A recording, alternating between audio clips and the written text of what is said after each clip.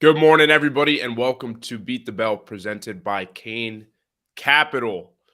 What did everybody think about yesterday's trading day? I'll tell you what I thought. It was absolutely wild. So quiet start to the day, but then, of course, our friend Jerome Powell took the stand, and the rest was history. The markets did close higher, but not before some extreme volatility was brought onto the markets. To talk about yesterday's trading and to talk about JPOW and to talk about what we can expect headed into the rest of the week, we've got a loaded panel with us this morning, starting with Money Mander. Mander, good morning.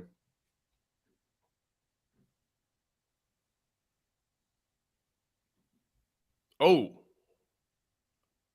no Mander. Starting with Diamond Trades. What's going on, guys? How you guys doing? Excited to get going today. I'll have to hold down the fort for the team. All right, Ramsey Rippers, good morning to you. Morning, brother. Let's get after it. Let's go. Mo Mamba, good morning. Hondo, my man. Good morning. Let's get it, guys. And last but not least, Stock Sniper. Good morning, guys. 2 for 2 for the week. Let's keep it going. Hopefully another smooth trading day. Definitely been trading well. Love to see it. All right, so we're going to go over to Noah, who's going to man the ship solo. Fortunately, Mander is not here, but the show must go on. Fed forecast, economic outlook. What do we got? Yeah, let's do it. So let's go ahead and start with the economic calendar, which is pretty straightforward today, right? We really don't have much data today and for the rest of the week either. But we do have 5 Fed speakers today, so definitely be careful of that intraday volatility that we could potentially see. Ryan, do you have the Fed speaker chart? And then we've also got jobless claims Thursday and then consumer sentiment preliminary on Friday. So make sure to look out for those. Really just a lighter week in terms of economic data. As Alejandro mentioned, we've also got we also had Powell yesterday, right? So Powell came out in the middle of the day and he had his economic his speech at the Economic Club of Washington, and he basically talked about not too much new. He got a couple of questions on the press conference from last week, the FOMC minutes release, or the FOMC meeting, and then he also just got like some more general questions about how they go about their process of making their decisions and whatnot. But I will say that looking at the press conference last week, we really have seen markets start to actually pay attention and sort of listen to Jerome Powell for the first time. And so what do I mean by that? Since we had the FOMC meeting last week, right? So that was last Wednesday on February 1st. Since that meeting, we've had 500,000 jobs added in that NFP on Friday. We've had the 10-year yield climb up like 30 basis points since the FOMC meeting. And then we've also had some movement in the target rate for the federal funds meeting in March, right? So it seems like Powell has actually had a bit of an impact on the market going forward and people's expectations. Ryan, if you want to pull up that target rate chart that we've got for the March meeting. So after this meeting, there is another meeting in March. We're going to have that next meeting in March.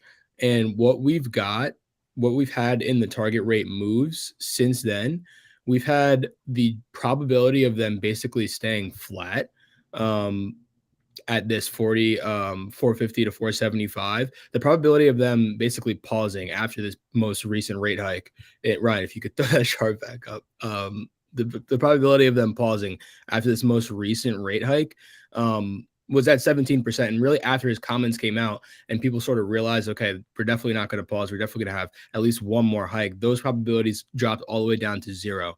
Additionally, the 474 to 500, so that's basically like one more 25 basis point hike. That has basically all but been a certainty priced in, right? Since before the meeting in January up to like 96%. Okay, and then the last thing that I want to talk about is this 500 to 525. So the chances that he actually goes with a 50 basis point hike in March, very unlikely, obviously, as that would be like really drastic. You would need to see like maybe inflation jump up really crazy, or another 500,000 jobs added. Very unlikely, but the fact that the market is actually considering that as a higher probability chance than even just yesterday before Powell had his little speech shows that the market is kind of starting to actually take heed of what he's saying, right? Yesterday at his press conference, he really just said the exact same thing that he said in the meeting, but he really, really wanted to emphasize, like, look, if this labor market problem continues to be strong, if the labor market continues to be strong, there's a situation where it takes much longer than expected to bring inflation down to our target. And, that's really what they've been saying over the past several weeks, and the markets have just been ripping. Yields have been falling. It really hasn't made much sense. Come into last week and you have Powell come out saying, look, it's going to be a little bit of a bumpier road than we expect. Right on the heels of that, you get a super, super hot jobs report at 500,000. It makes sense now. And I think the market sort of sees more clearly why Powell isn't necessarily super optimistic on inflation coming down when you have an economy that's so strong, so hot right now, adding 500,000 jobs, basically blowing every estimate out of the water. People are like, wait a minute, maybe he's right. Maybe this will take a little bit longer than expected to get inflation down. And so definitely interesting to see how the market is sort of reacting to what Powell is putting out there and sort of his future projections on where he thinks that things will go. And we know that, it's been a concern that the markets haven't necessarily taken him super seriously, really, over these past couple of months, with basically financial conditions loosening, yields dropping, stocks ripping. It hasn't made much sense. So it's good to see them coming a little bit more back in line and sort of getting on the same page. But that'll wrap it up. We will pass it back to Alejandro. Great job there. Appreciate you as always. Let's talk about the system. Let's talk about yesterday's trading. Let's try to get a strong idea for really what's going on here. So yesterday was by no means an easy day to trade. When we started the show, I talked about the volatility that we witnessed, and it was intense. And if you weren't prepared to manage risk, there were definitely spots where you could have gotten burned. So yesterday was a day where I did more trading than I'm typically used to, and I had 2 losing trades and 1 winning trade.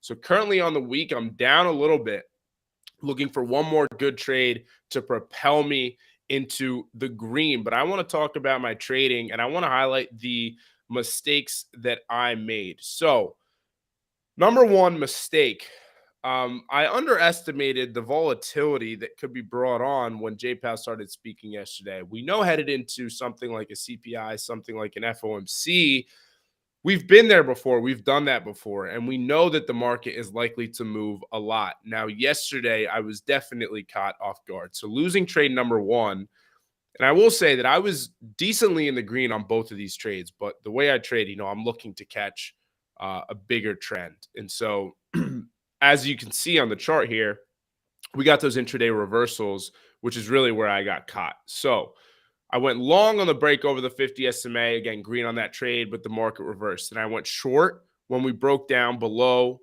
the hourly 50 SMA, anticipating that we would start to sell.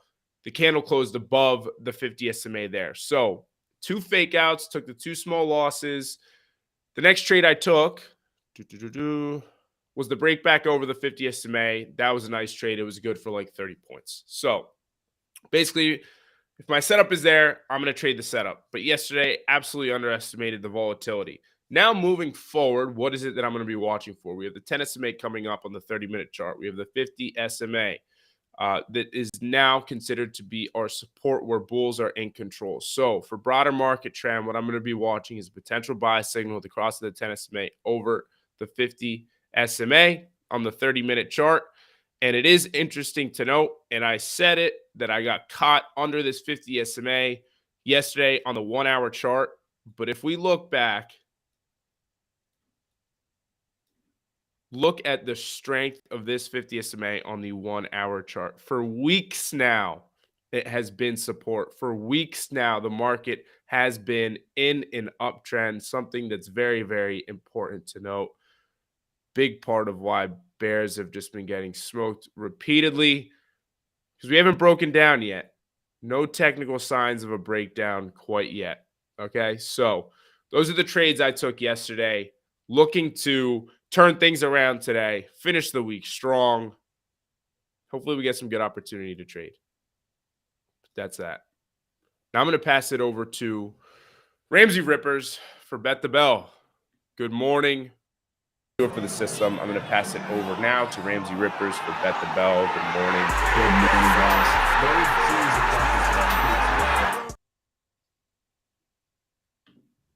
Gets me every time. Oh, is it my? Oh, my bad. You were talking about the system, so I went and got a coffee. All right, let's. Sorry, was a little unprepared. Oh, what's up, guys? Let's do it. Ryan, bring in the panel. Let's go. No laughs. No one like that. Dude, it's all fun and games until you fade the system and you get fucking. You get I'm fucked. messing around, dude. I love the system. I'm a huge advocate of the system. When you were gone last Thursday and Friday, I was sending pictures of the system, talking about the 50 and the 10 and the bear signal and the sell signal and the buy signal and the Care Bear Village. Matthew J is loving it. Let's go. All right, guys. Brian, I want to see the stats. We're going to get right into it. Green or red today. It's getting tight. Snipe missed an episode. Mamba caught a win. Moved out of that last place tie. Diamond and Man are just really leading the pack, hitting 60%. Alejandro back over 500. So let's get right into it. Indices down a little less than 0.5%. By basically 1.5 right here. Green or red today, guys? Mo. Gonna go green. That's all I got for you, brother. Done. I will go red. I'm gonna go red today. I'm surprised that we had such a strong close yesterday, to be honest, post Powell, but I will go red. I'm still looking at the chart and can't believe what I was seeing. 7-point swings in the matter of like the last 3 hours. Alejandro. I'm gonna go green. And Snipe. I'm going to go red. All right, let's do it. We got a Christmas tree of choices for the green or red question today. Ryan, let's move into the next question. Pull up that chart on Google that we were talking about. So Google, I mean, pretty strong name as of late off of lows. I mean, really with the rest of tech, but this name in particular over the last couple of days and trading sessions has really just been shredding. So it's only right that we talk about it here on Bet the Bell. So what I want to know is we got this gap down from September 12th, which is highlighted on this chart. As you can see right now, the level is 110.86 on the daily. And I basically want to know is do you guys think that this strength continues into the end of the week and we fill this gap up at 110.86 about 4 points away from where we're trading right now. I believe Google is red in the pre-market. Oh, actually, we're about 6-7 points. Google's having a rough pre-market. Just dumped about 3 points in the last 15 minutes I'm looking at right now. So what do we think, Mamba? Man, I'm looking at it and I'm gonna say no. It won't fill the gap this week. Yeah, I'm gonna go with no. It won't fill the gap this week. We got good resistance above the indices, and we're gap down now. Yeah. Nope. This is a pretty skewed question right now. When I was making this question, Google was trading at about 107, 106. I don't know what just happened in the pre-market. I'm looking right now, like live time. Yeah. The stock just dumped 3 points in 10 minutes. So I'm not exactly sure if this is news or what might have happened here. It definitely looks like news in comparison to the rest of tech, not really following that move. Microsoft is ripping. Oh, okay, cool. Diamond. I will go with yes. I will go yes. Yes, it will fill the gap. I know that it is. I agree with Mo. Like it can kind of go either way. You got like if it is going to reject, it would kind of be right here, right? Like that's how the chart's starting to look. And I also think that if it does reject, I mean, that should give a decent opportunity to downside because you do have a gap fill below, sort of like that island reversal look.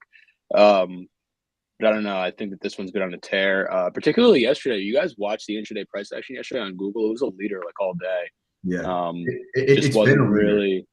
Yeah, it's definitely was a leader. It was a leader in yesterday's market. I mean, you watched the way that one was trading compared to like Amazon or like some of those weaker names. Some of those names just look like they really want to like roll over, and Google just isn't giving me that vibe. So I'll go yes. Hondo. I'm gonna go no. I think that it trades pretty flat for the rest of the week. So a lot of that run up was from the AI news that they had. That's what the story was yesterday. That new whatever Bard, I believe it's called, their sort of version of Chat GPT. And so now I feel as though the stock will likely cool off. So 110 this week. I don't know, maybe a little bit aggressive, but I'll say no. And Snipe, last but not least. Yeah, I think it rejects it. The reason why I think it rejects it is because, well, what new information, what new data, what catalyst do we have? Why break it now? Okay, fair. All right, we're going to move into our last question. Something interesting that came up last night, especially in the State of the Union speech for Joe Biden. Ryan, pull up the tweet. Let's show the people what we are talking about. What the hell was that? Hold on. What the hell was that? What the hell is that? That is awesome. Not the tweet. That's absolutely awesome. Oh my God, producer Ryan. I love it. All right, so last night, or maybe it was 2 days ago, this talk came out that Biden is going to propose that the tax on corporate stock buybacks be quadrupled. I don't know if you guys know, but recently it was recently enacted. The Inflation Reduction Act of 2022 included a new non-deductible 1% exercise tax on buybacks, which occurred January 1st, 2023. Last night, President Biden said that he proposes on quadrupling that 1% tax on buybacks that took effect in January, which the White House and the rest of mainly the Democrat Party thinks would encourage companies to invest in their growth instead of boosting shareholders. So for people that don't know, to carry out a buyback, a company has to use its excess cash or even borrow to repurchase shares from investors. And the goal is to lift the price of stock by reducing the number of shares outstanding, which rewards existing shareholders. The plan to boost this tax might struggle in the House and Congress because Republicans do control the House. The Democrats basically believe that taxing buyback levels, in the preview of taxing buyback levels, proposes a distortion in the tax system between different ways of returning corporate profits to shareholders. It set off some alarms on Wall Street, especially in the Republican Party. And honestly, I agree, because I do believe in the theory that buybacks was one of the biggest parts of supporting the post-decade or the past decade's bull market, and anything weakening that prop could lead to much lower prices. It seems like the Democrats are kind of just fishing for this tax to be increased to kind of propose, more natural growth in companies, I would assume, rather than, encouraging this buyback prop. But me personally, I'm on the side where I think that the government should have as little intervention within companies and whatnot moving forward. Diamond, I want to hear your thoughts, what you think about this, the positives and the negatives, because I do get the positives 100%. I'm on the fence about it. I want to hear what you have to say. Yeah. Well, I think you have a situation where they can be used for both good and bad, right? I think when you have, it's very similar to like a dividend, right? Where you're using that excess cash and sort of returning it to stockholders, and it's getting like it's taxed at a lower rate, which is why people like it, and it's also more flexible, right? So let's say an example, I have a dividend that I'm giving to my shareholders every single year, and then COVID hits. If I suspend my dividend, that's going to look really bad on my company. If I just say I'm not going to buy back my stock this year, it doesn't look quite as bad, right? So this allows companies a bit more flexibility. I think one of the reasons that people want to sort of tax, and to point that out, that's really why they want to tax it, right? Is because you can they're taxed less than those dividends, and it's almost a little loophole. They kind of want to stop that.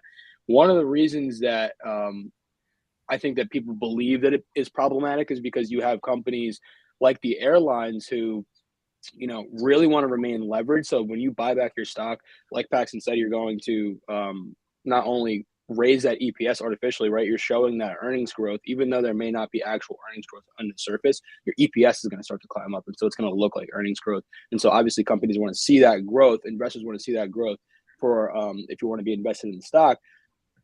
But additionally, when you see companies like the airlines, particularly buying back stock, and then when the time comes, they haven't invested a ton in their own infrastructure, right? And then you have a situation like COVID where these highly levered firms now need to be bailed out by the rest of the country. I think that that's where people are like, okay, you just spent like 20% of your profits buying back stock to boost your EPS, to return cash to shareholders, and now you want the rest of us to bail you out because you guys have been operating on a super tight leverage this entire time. Like, it just doesn't. I think that that's where people get. That's where this idea like sort of spurs from.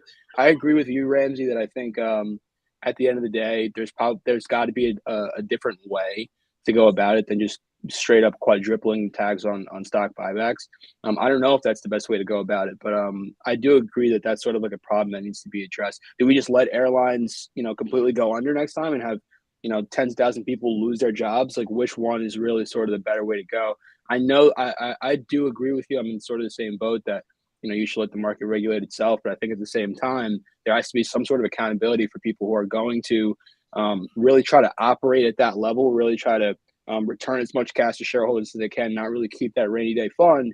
And then when the rainy day hits, expect the rest of us to bail them out. I think that's also not sustainable. So Right. I think that there's got to be a way to have a better system going forward. Yeah, and I think that they're taking the precautionary steps and measures, especially with implementing that 1% tax January 1st of 2023. I don't know what would be the better option. I mean, that's why I'm not in the White House or in Congress making these decisions. I'm on Bet the Bell asking you guys these questions. I don't know if maybe there's some sort of, depending on the company size, how many outstanding shares that they have, there could be some sort of regulation on how many buybacks that they are like allowed to do per year, or I guess continue the buyback tax and increase it. Who knows? I think 4% is a little steep, a little heavy, especially in the fact that I don't think that we've had like a corporate buyback tax ever. If I'm not mistaken, this is the first year since they were legalized in 1982. Thank you to Ryan Novak's comment. I didn't know that. So, I mean, yeah, it'll be interesting to see what happens as we move on. We'll definitely monitor this and come back to it if new information sheds light in the near future. But that's going to do it for Bet the Bell. Pass it back to Alejandro. Thank you, Ramsey. Now over to Mo for Mo Mamba market analysis. Go ahead here and share my screen. It's massive. They were just infamous trend line right here. What's up, guys? Good morning. So, SPY, this is the daily time frame. What now? Wild day yesterday. Who saw that coming? Pump, dump, then pump. Crazy. So Yesterday, of course, we're back within the trend. I'm not really giving much attention to the upper trend line right now. I'm just looking at the lower trend line. And then also this 4865 level is your gap fill level from September the 9th of last year. You could see here how we filled the gap, rejected, closed below, and then dropped, right? And then this is CPI right here. You gapped up, but you failed to hold support and you fell right through close further downside. And coming to recent price action, you do have the break and hold further upside. That's what you expect, right? Now, what do we get in here? Break, hook, and go. The break, hook, and go. So broke over this key 408.65, rejected the supply zone, came back, confirmed support. We even tested it yesterday. We were coming through that trend line, and then we just ripped back up. Nearly came back into the supply zone, but that's what I'm expecting today is for us to retest this supply zone. And if we're able to get through, big thing right here is the gap fill on SPY at that 422 level. See if we can get a test rejection. If we do get that, I'll look for something similar to this, some downside. How much downside? We don't know. We'll play it day by day, but this is what I have right now. A break hook and go off of 408.65 level. Great resistance, previous gap fill level. We filled the gap there, and now let's look to fill the gap at 422. But we do have to get through this supply zone over here from 417 to 418.7, about a 2-point supply zone. Keeping it simple today. That's pretty much it. That's all I'm watching is this zone if we do come up here. And of course, this is invalidated if we do end up closing below the trend line. I got to see if we're able to retest and then get back below this level over here for further downside. So we're in a pretty good range right now. The main two areas I'm watching is this 408.65 level and then the supply zone ahead into the gap fill. Let's see what we get today. Thanks, Hondo. Thank you, Mo. That's going to do it, guys, for this morning's episode of Beat the Bell. We hope that you guys enjoyed it. We hope that you guys have been having an awesome trading week to start the week.